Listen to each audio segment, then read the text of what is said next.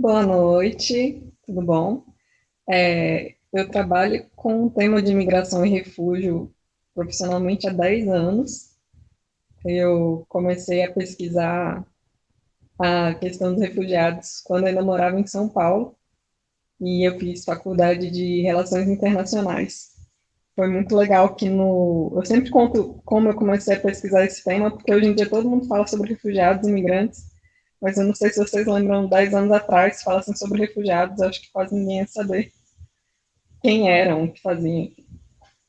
E 10 anos atrás, então, eu estava no último ano da minha faculdade, aí meu professor perguntou para a gente assim, vocês estão fazendo relações internacionais, né, o curso de vocês estão estudando aí as relações entre os países e tudo mais, vocês querem mudar o mundo.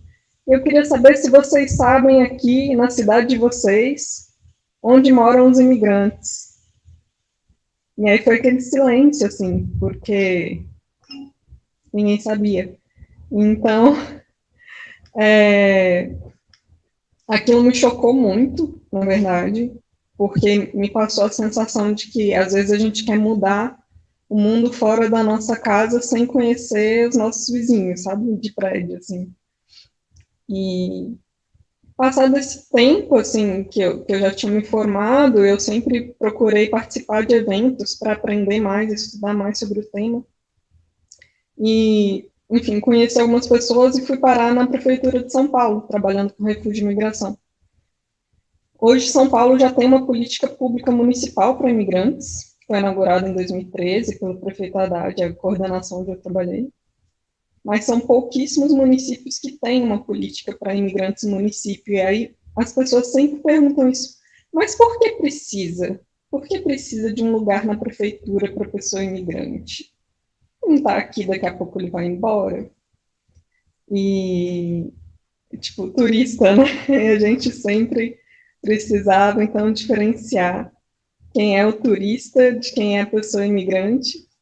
E dentro dessa categoria tão ampla que a gente fala, os imigrantes, tem uma categoria ainda que se chama refugiado.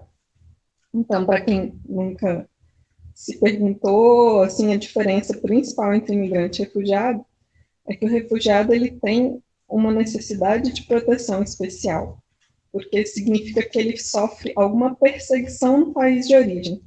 Eu costumo comparar com um programa de proteção à testemunha, que às vezes vocês ouvem falar ou assistem nas séries policiais que tem alguém participando de um programa de proteção à testemunha, aí muda de nome, muda de até de país, às vezes, muda de lugar, realmente, muda de casa.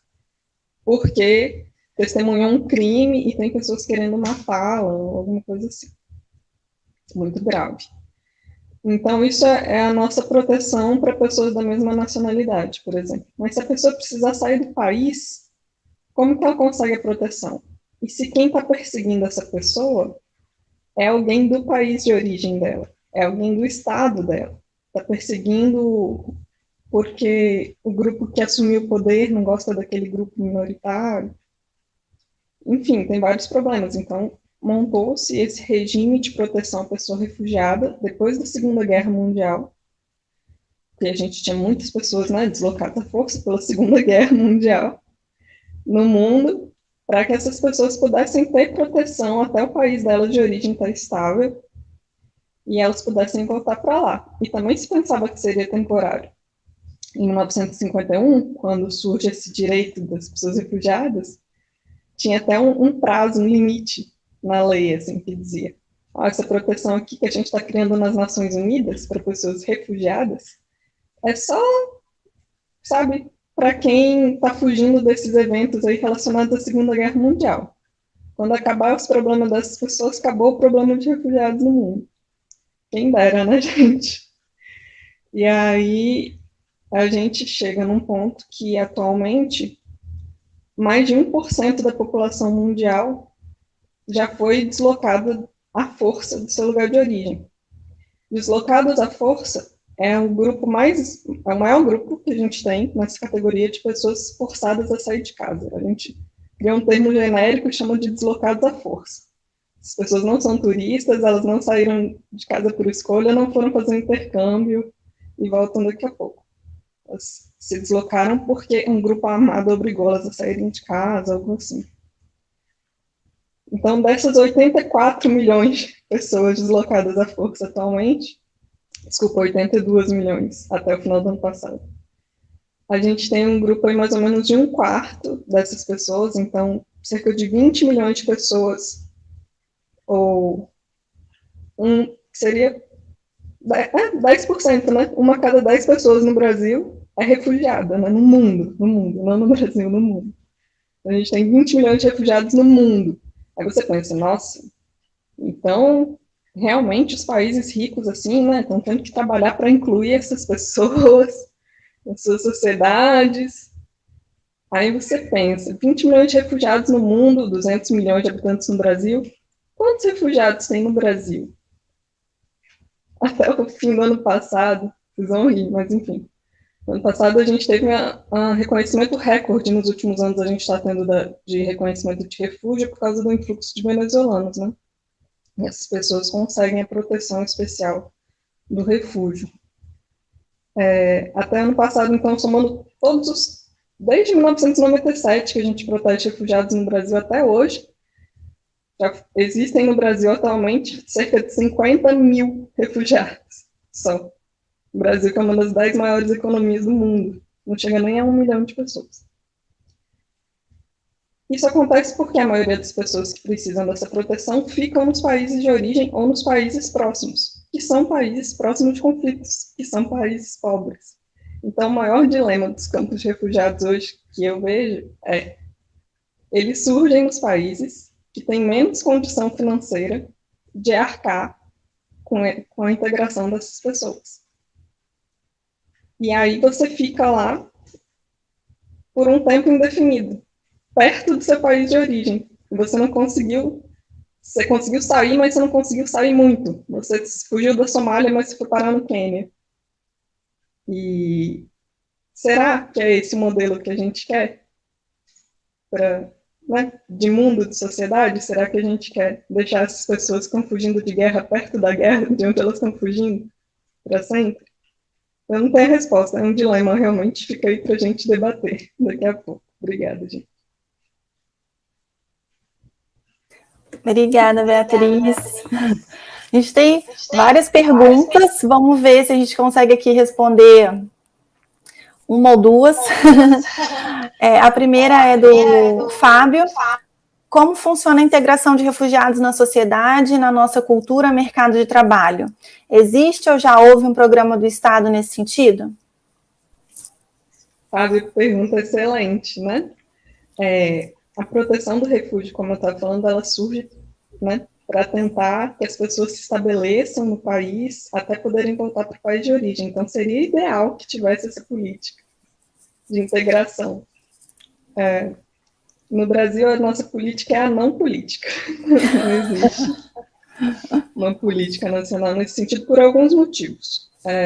Primeiro é que imigrante no Brasil não vota em nenhum momento, né? Em alguns países, a maioria dos países, na verdade, já desenvolvidos, inclusive, se você está há mais de 5 ou há mais de 15 anos em situação regular, trabalhando, enfim, vários condicionantes, você consegue até votar e ser votado para cargo de vereador, por exemplo. Na Alemanha tem alguns imigrantes que, enfim, recentemente foram eleitos para esses cargos mais locais, assim. No Brasil não tem nenhuma possibilidade de direito a voto proibido constitucionalmente.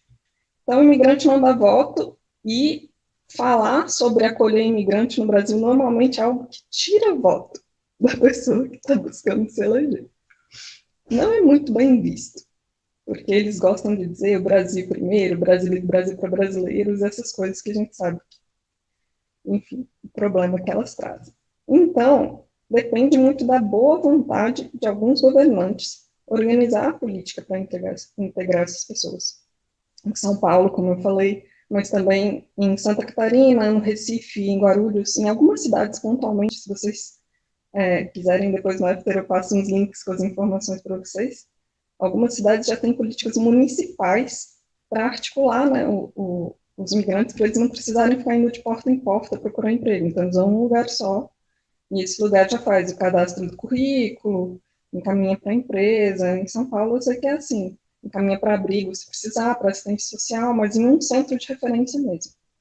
mas isso depende da boa vontade de cada município fazer, porque o Estado brasileiro realmente não se dispõe a fazer isso. É muito preconceito, muita xenofobia, infelizmente. Sim, acho que a gente consegue responder mais uma perguntinha rapidinho para a gente poder passar para a próxima cientista. O Brasil é um país de o Brasil é um país de difícil adaptação para os refugiados. Não está o nome dela, é Vegama Oliveira, perguntou. Sim, novamente pergunta ótima. Tem um documentário que vocês acham facilmente no YouTube, depois eu mando o link também pelos comentários, da Al Jazeera, 13 minutinhos só de documentário, ele é super curto. Chama Braços Abertos, Portas Fechadas. E fala exatamente sobre as dificuldades de adaptação de alguns imigrantes e refugiados, né, no Brasil. Que a gente sabe que aí o preconceito ele cruza com algumas categorias, né, de pessoas. Então, se a pessoa é negra e africana, ou árabe, ela tem esses fenótipos, ela já tem mais tendência. Só por ser imigrante, assim, no geral, ela já teria dificuldade de acesso no geral. Então, a minha resposta para você é de cara, sim. É um país de difícil adaptação, porque não tem política, por exemplo, para ensinar português, às vezes, para a pessoa não ter um sotaque tão carregado, se é uma coisa que ela precisa para procurar emprego, para fazer um pico, vai ser complicado. Mas uma frase que me marca desse documentário, especialmente, é os refugiados africanos, com isso eu encerro, refugiados africanos nesse documentário, conversando, eles falam assim, porque o problema de África é a fome, né? O problema do Brasil é a violência. E aí, eu acho muito forte. Com isso eu termino.